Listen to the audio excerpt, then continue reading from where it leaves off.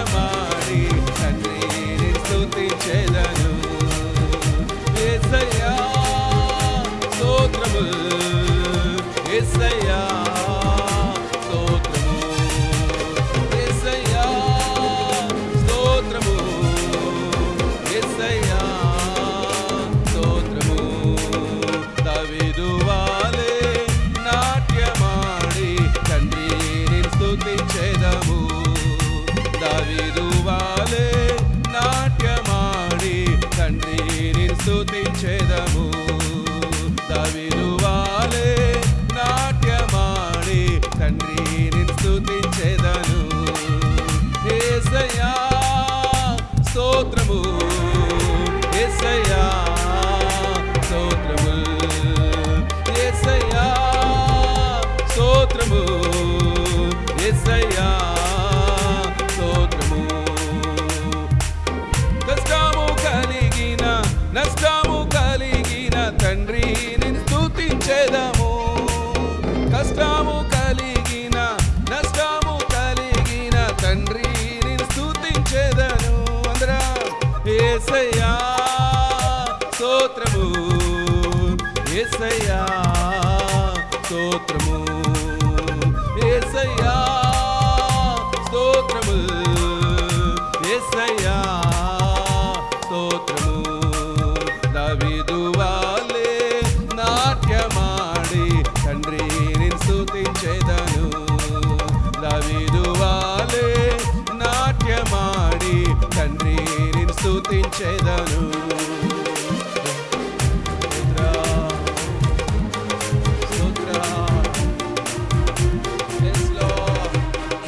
యేసయ్యా స్తోత్రము, యేసయ్యా స్తోత్రము, యేసయ్యా స్తోత్రము, యేసయ్యా స్తోత్రము, యేసయ్యా స్తోత్రము, యేసయ్యా స్తోత్రము, యేసయ్యా స్తోత్రము, యేసయ్యా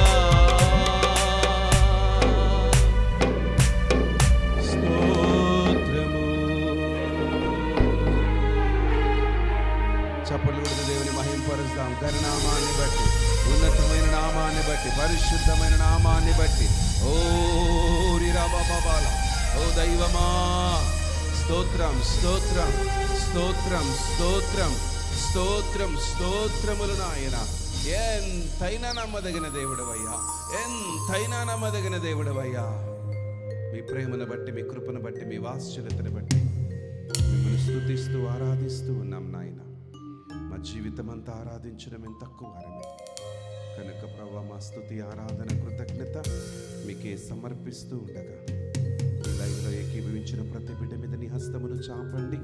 వారి హృదయంలోని బాధ, చింత, దుఃఖం, కలత, కలవరం, వేదన మీ నామములో గద్దించండి ప్రభువా. శాంతిని, సమాధానాన్ని మీరు దయచేయండి ప్రభువా. చెప్పుకోగలిగినవి కొన్ని, చెప్పుకోలేనివి ఎన్నో గుండెల్లో ఉన్నాయి ప్రభువా. అయ్యా, ఒంటరిగా మూలుగుతున్నా, ఒంటరిగా నలిగిపోతున్నా, ఒంటరిగా అనుభవిస్తున్నా ప్రతి బాధ నుండి మీరు విడిపించండి నాయన. అత్యధికమైన దీవెనలు, అత్యధికమైన ఆశీర్వాదాలు యేసు నామములో బిడ్డలు పొందుకొందురుగాక. వారి బరువు, వారి భారం, వారి వేదన కట్టించబడునుగాక. మీ శాంతి సమాధానాలతో నింపమని యేసు నామములో స్తుతించి ఆరాధిస్తున్నాం తండ్రి. ఆమేన్, ఆమేన్, ఆమేన్.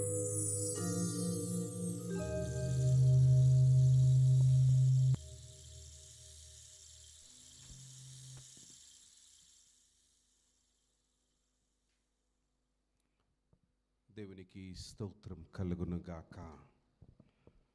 మన ప్రభువును రక్షకుడైన యేసయ్య నామములో అందరికీ వందనాలు. Praise the lord, praise the lord. లైవ్లో వీక్షిస్తున్న వారికి కూడా వందనాలు తెలియజేస్తూ ఉన్నాను. పరిశుద్ధ గ్రంథములో నుండి కీర్తనల గ్రంథం 27వ సంకీర్తన 14వ వచనాన్ని మనం చదువుకుందాం. కీర్తనల గ్రంథం 27 14వ వచనం. యెహోవా కొరకు కనిపెట్టుకొని ఉండుము, ధైర్యము తెచ్చుకొని నీ హృదయమును నిబ్బరముగా నుంచుకొనుము.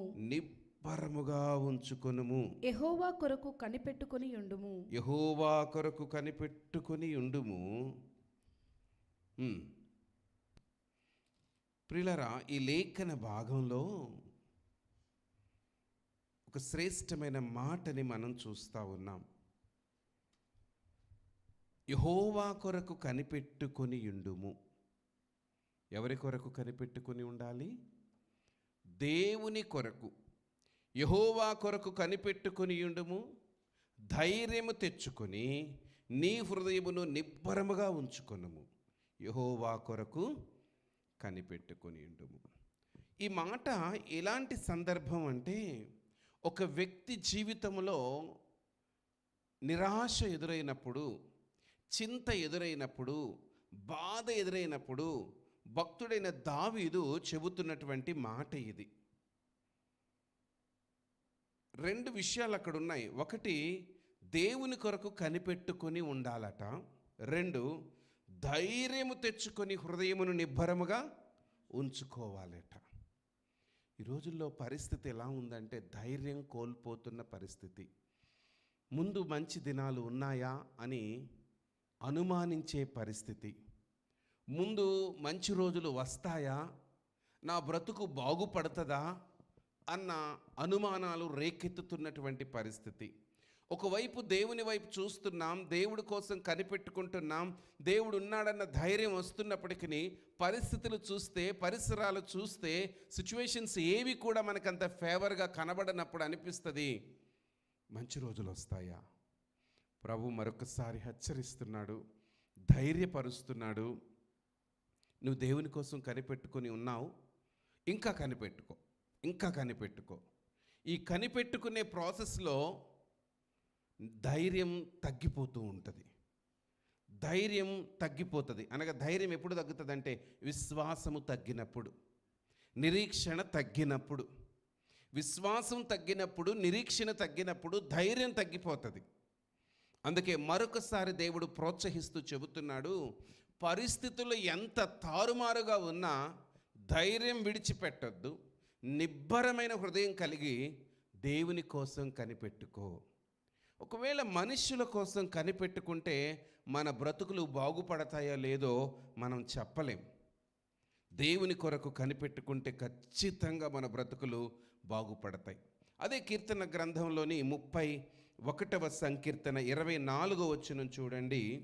31వ సంకీర్తన 24వ వచనం. యెహోవా కొరకు కనిపెట్టు వారలారా, మీరందరూ మనస్సున ధైర్యము వహించి నిబ్బరముగా నుండుడి. అది సంగతి. మనం కనిపెట్టుకునే ఉన్నాం, ఇక గతేముందండి, దేవుడు తప్ప దిక్కే లేదు, మరి ఎక్కడికి వెళ్తాం? అవును, మరి దేవుని కోసం కనిపెట్టుతున్నప్పుడు దేవుడు ఎటువంటి వాడో, ఆయన సామర్థ్యం ఎటువంటిదో, ఆయన గొప్పతనం ఎటువంటిదో, ఆయన ఔన్నత్యం ఎటువంటిదో, ఆయన ఎలాంటి కార్యాలు చేయగలడో ఎరిగి ఆరాధిస్తూ ఉండాలే తప్ప నిరుత్సాహపడిపోకూడదు. మనం పాడుకుంటాం చాలాసార్లు, ఇశ్రాయేలుల జీవితంలో జరిగినటువంటి అద్భుతాలన్నిటిని పాటల రూపంలో పాడుకుంటూ ఉంటాం. ఆయన ఎటువంటి వాడో, ఆయన గొప్పతనం ఏంటో. కానీ ఆయన ఎంత గొప్పవాడో తెలిసి కూడా మనం పర్సనల్గా, వ్యక్తిగతంగా ఆ విషయానికి వచ్చేసరికి చాలాసార్లు ధైర్యాన్ని మనం ఏమైపోతున్నాం. అందుకే మీరందరూ మనస్సున ఏం తెచ్చుకోవాలట? ధైర్యం వహించి నిబ్బరముగా నుండుడి. ప్రియులారా, కృంగిపోయే పరిస్థితుల్లో దేవుడు ఈరోజు చెప్తున్నాడు, కనిపెట్టుకున్నావు కదా. ఎవరి కోసం? దేవుని కోసం. మనమందరం ఎవరి కోసం కనిపెట్టుకుని ఉన్నాం? దేవుని కోసం. దేవుడు తప్ప దిక్కే లేదు మనకి, దేవుడు తప్ప గతే లేదు మనకి. ఒక అధికారి కోసం కనిపెట్టుకుంటే ఆయన ఎంతవరకు సహాయం చేస్తాడో చెప్పలేం. ఒక బంధువు కొరకు కనిపెట్టుకుంటే ఆ బంధువు ఎంతవరకు సహాయం చేస్తాడో చెప్పలేం. ఒక స్నేహితుల కోసం కనిపెట్టుకుంటే వారు ఎంతవరకు సహాయం చేస్తారో చెప్పలేం. ఒక్కొక్కసారి మాట ఇచ్చిన వాళ్ళే, ఒక్కొక్కసారి తోడుగా ఉన్న వాళ్ళే చేతులు వట్టిగా చూపించి సారీ అని ఒక మాట చెప్పి దూరం అయిపోతారు. మనుష్యుల తట్టు చూస్తే అవమానం కలుగుతుంది, కానీ దేవుని తట్టు చూస్తే విజయం కలుగుతుంది. హల్లెలూయా. కాబట్టి ఈ ఆలస్యంలో మన జీవితంలో కృంగుదల కానీ, నిరుత్సాహం కానీ, అధైర్యం కానీ రాకూడదు. కనిపెట్టుకుంటూ ఉన్నాం. ఆ కనిపెట్టుకునే విధానంలో దేవుడు చేసే అద్భుతాన్ని నమ్మి అది పొందుకున్నానన్న విశ్వాసంతో, ఎందుకంటే విశ్వాసం అంటే ఏంటి? నిరీక్షింపబడు వాటి యొక్క నిజస్వరూపము. నిరీక్షింపబడు వాటి యొక్క నిజస్వరూపం, అదృశ్యమైనవన్నీ ఉన్నవి అనుటకు రుజువు. ఏదైతే దేవుని దగ్గరికి నేను పొందుకోవాలని విశ్వాసంతో వచ్చావో అది ఆయన ఇచ్చాడని నమ్మాలి, పొందుకున్నానని స్తుతించాలి. ఆయన చేసే మహత్తరమైన కార్యాలు మానవ జ్ఞానానికి అందవు. ఆయన చేసే మహత్తరమైన కార్యాలు మానవ ఆలోచనలకి అందవు. కాబట్టి ఎప్పటికప్పుడు ప్రభు పిల్లలమైన మన జీవితాలలో మొదటి విషయం కనిపెట్టుకుని ఉండు. ఈ కనిపెట్టుకుని ఉన్న దేవుని పిల్లలు ఎప్పుడు కూడా నిబ్బరము కలిగి ఉండాలి. ధైర్యాన్ని కోల్పోకూడదు, నిరుత్సాహపడిపోకూడదు, కృంగిపోకూడదు, అధైర్యం రాకూడదు. ఏదో దేవుడు అద్భుతం చేస్తాడు అని అనుకుంటే ఆలస్యం అయిపోతుంది. అప్పుడు ఏమనిపిస్తుంది? హృదయం కృంగిపోతుంది. కానీ దేవుడు ఈరోజు చెప్తున్నాడు, అధైర్యపడవద్దు. ఇదే 30 కీర్తనల గ్రంథంలో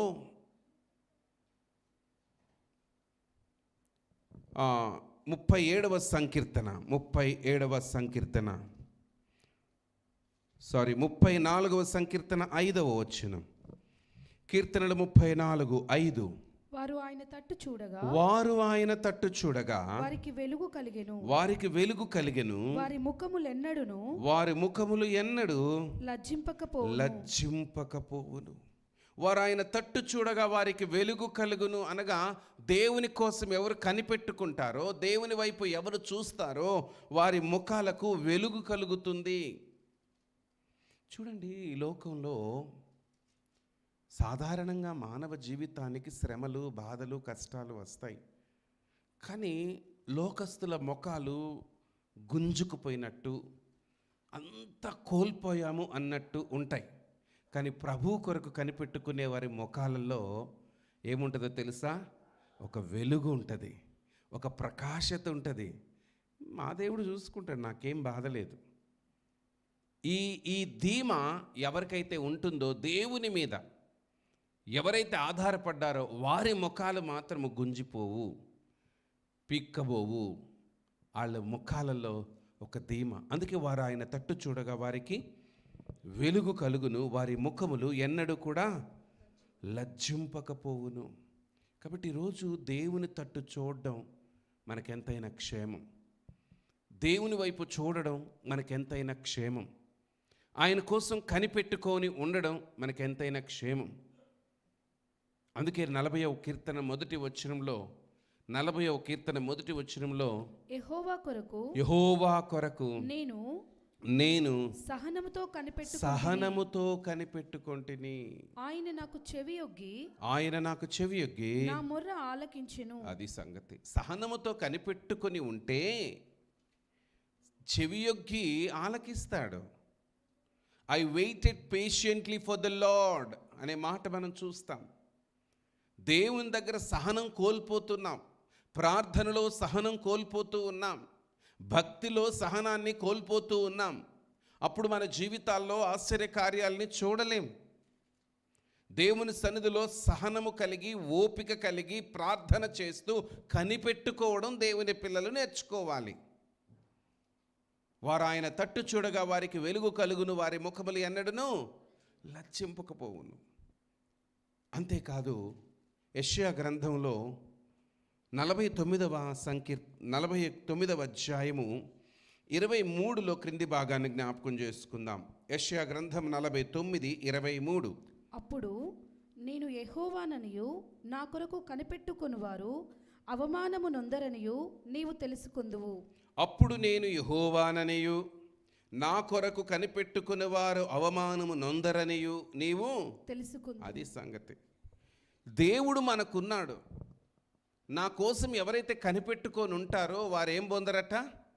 అవమానము పొందరు. చెప్పండి, అవమానము. దేవుని కోసం కనిపెట్టుకునే వారి జీవితంలో ఒక్కొక్కసారి బాధ, కష్టం వస్తుందంటే అదే పరీక్షాకాలం. ఈ పరీక్షా కాలంలో ఓపిక కలిగి ఉండాల, సహనం కలిగి ఉండాల. అంతేగాని అపజయం కానే కాదు. ఎందుకంటే యెహోవా కొరకు కనిపెట్టుకుని వారు ఏం పొందరట? ఏం పొందరు? అవమానము పొందరు, అవమానము పొందరు. కాబట్టి దేవుని కోసం ఎదురు చూస్తున్నావా? దేవుని కోసం కనిపెట్టుకొని ఉన్నావా? నువ్వు అవమానం పొందవు. ఆయన అవమానానికి అప్పగించడు. నీ తల ఎత్తే దేవుడై ఉన్నాడు.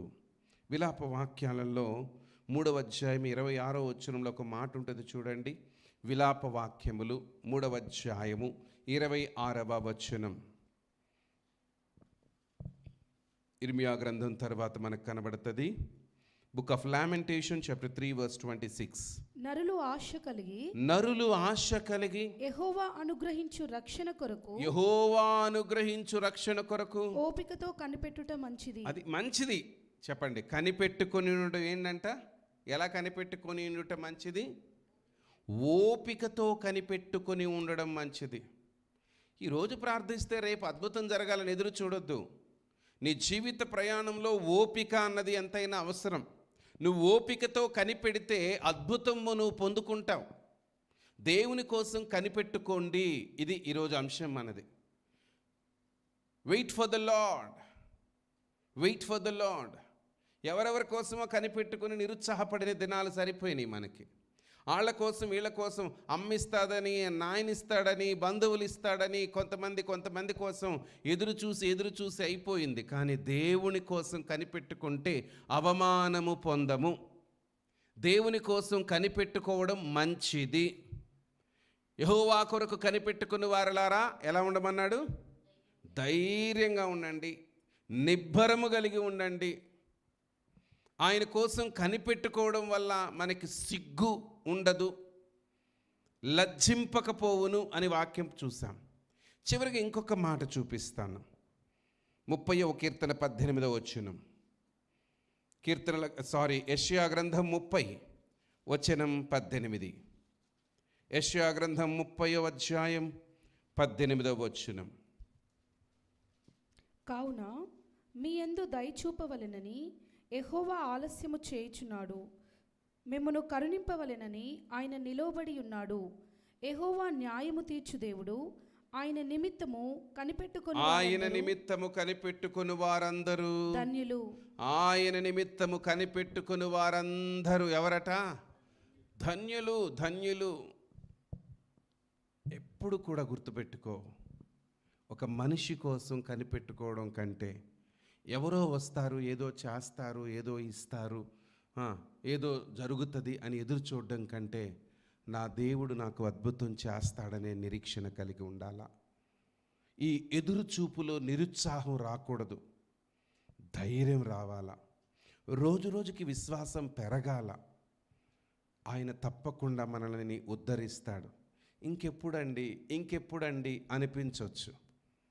కానీ ఆయన లేనిది ఉన్నట్టు, ఉన్నది లేనట్టు చేయుటకు సమర్థుడు కదా.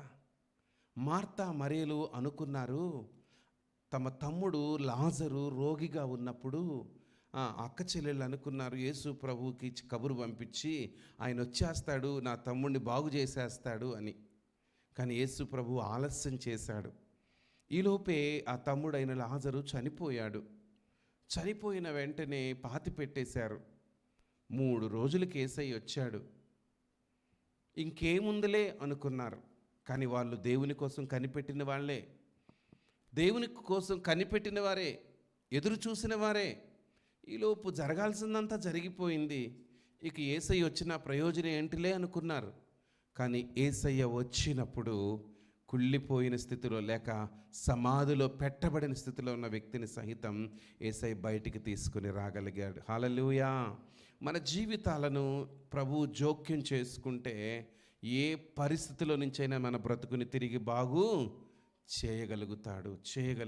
అంతా అయిపోయింది అనుకున్నప్పుడు ఆయన సమస్తమును చేయగలిగిన సమర్థుడై ఉన్నాడు. అందుకే అంటాడు, నేను సర్వశరీరులకు దేవుడను, నాకు అసాధ్యమైనది ఏదైనా కలదా అన్నాడు. నిజంగా ఆయన చేసే కార్యాలు మానవ ఆలోచనలకి, మానవ జ్ఞానానికి అందవు. ఆయన చేసే మహత్తరమైన కార్యాలు మానవ తలంపులకు అందవు. చాలా ఆశ్చర్యకరంగా తన కార్యాలు తన పిల్లల కోసం చేస్తాడు. ఎందుకంటే మనమంటే ఆయనకి ఇష్టం. అందుకే ఈరోజు ప్రతి దేవుని బిడ్డకి నేను చెబుతున్న ఈ మాట లేక ఒక సూచన, ఒక సలహా ఏంటంటే, you should wait for the lord. You should wait for the lord.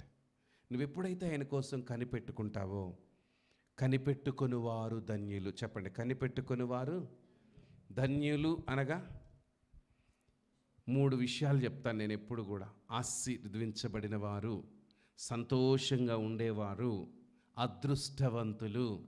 ఈ 3 పదాలు, blessed, happiest people and fortunate people.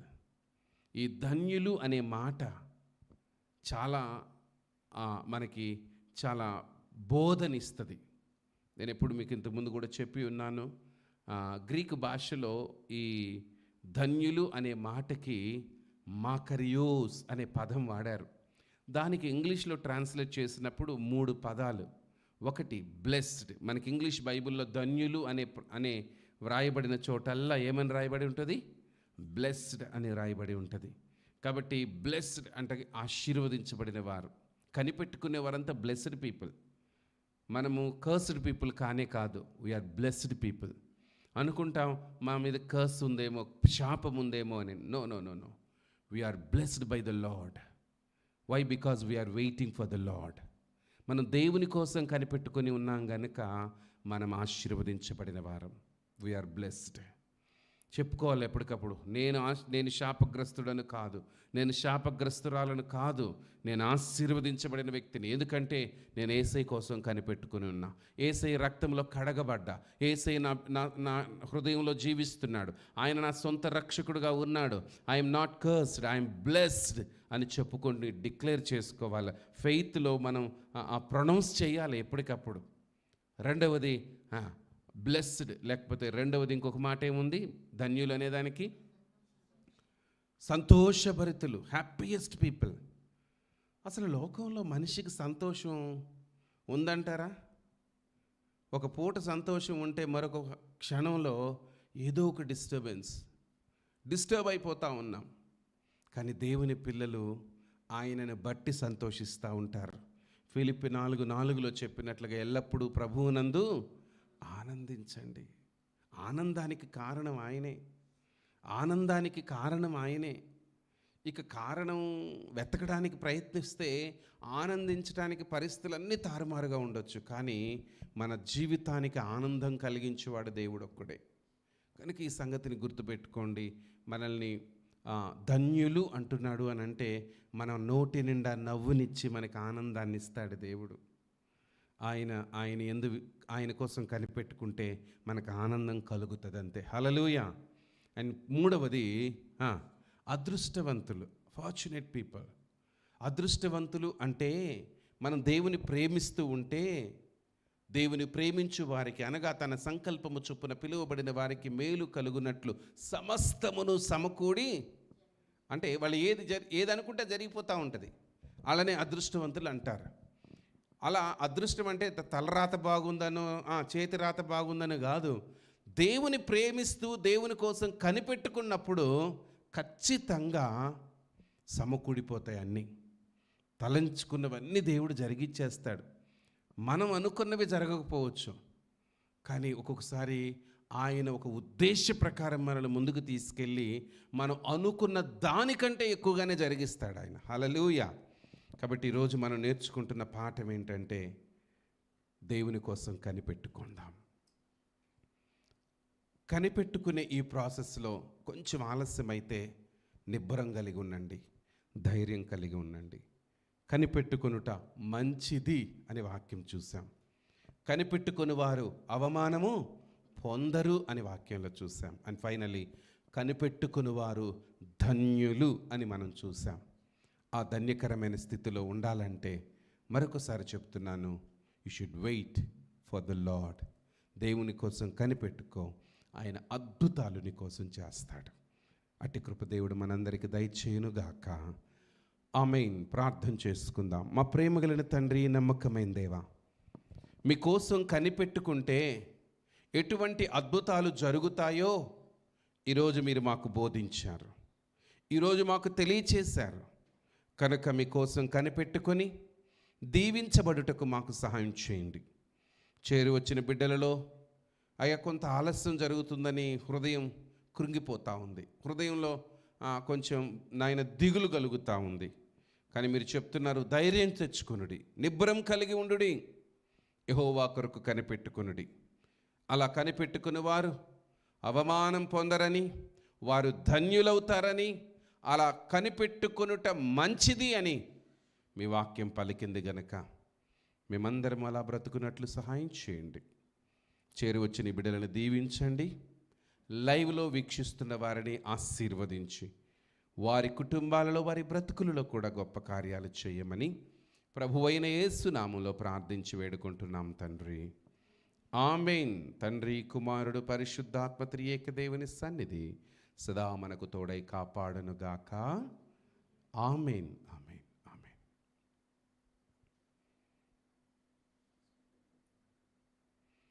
Praise the lord.